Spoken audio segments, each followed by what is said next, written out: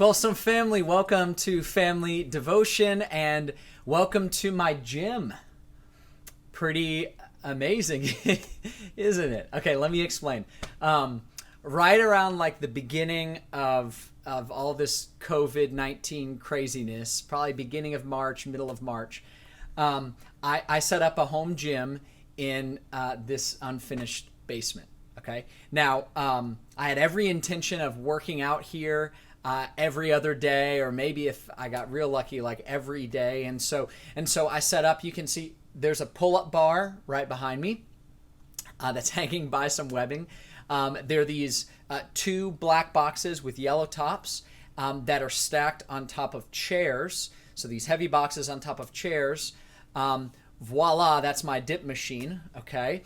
And then I've got, you can see like an orange Home Depot bucket. So I just put heavy things in the bucket and I carry that around. That's another thing that I work out with. I have a mat right here. That's where I do some sit-ups and push-ups. And this is my home gym, and it's been open every day during the COVID-19 season, okay? Now I have a confession, okay? I set this up right around the beginning or middle of March, and I didn't work out until the beginning of May.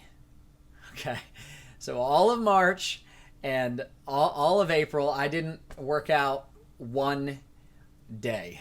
Okay, I had really good intentions, but I didn't work out at all. And the reason is when you're in quarantine, or more specifically when you're in isolation, oftentimes the last person you take care of is you, right? Like when you're alone and when you've got pressures and demands on your time and energy, and it's just easy to overlook you and to not really take care of you. At least if you're like me, then that tends to happen more often than we would like to admit.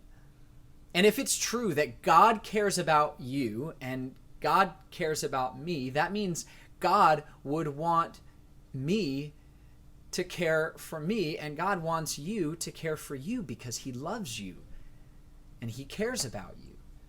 Even though we are oftentimes the last person that we take care of, God would desire that you take care of you. This is why when Jesus was asked, what's the greatest commandment? Jesus, he didn't miss a beat. He said, the most important thing you could do is to love the Lord your God with all your heart, soul, mind, and strength. In other words, I want you to love God with everything that is in you. And then, in the same breath, he said, and as you're loving God, in fact, one of the expressions of your love for God is that you would love your neighbor as you love yourself. In other words, care for your neighbor the way you care for yourself. Hope for and desire good things for your neighbor the same way I want you to hope for and desire good things for yourself. See, God wants you to take care of you. Even though you and I are oftentimes the last person that we take care of, God would say, I want you to love yourself. I want you to take care of yourself, because the healthier that you are, the more you're going to be able to take care of other people, and the healthier you are, the more you will be able to love God with everything that you are. There's a phrase that I often think of, and God reminds me of it, and that's that the greatest gift I can give someone else is a healthy me. If I can show up healthy, then I'm able to give them the best of what God might want to give them through me. And so what I want you to do is just around your living room right now with your family or your roommates, I want you to talk about what are some ways that you can take care of you. Now, right before you do that, okay, I want to make sure that we're clear that taking care of yourself is not the same thing as indulging yourself.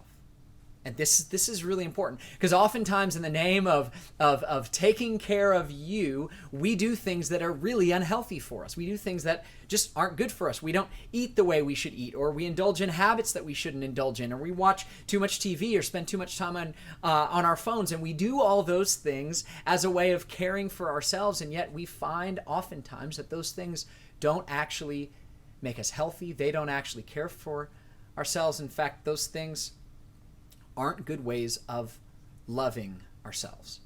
And so I want to give you a few just personal convictions of ways that God is helping me to be more healthy. In other words, these are ways that God's wanting me to take care of me.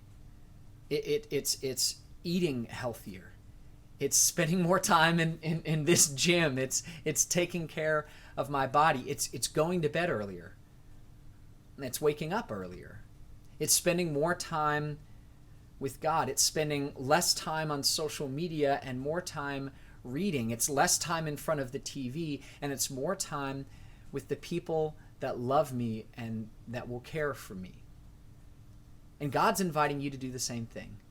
God wants you to take care of you. So right now, with your family around you, I want you to be honest. What are some ways that you can take care of you?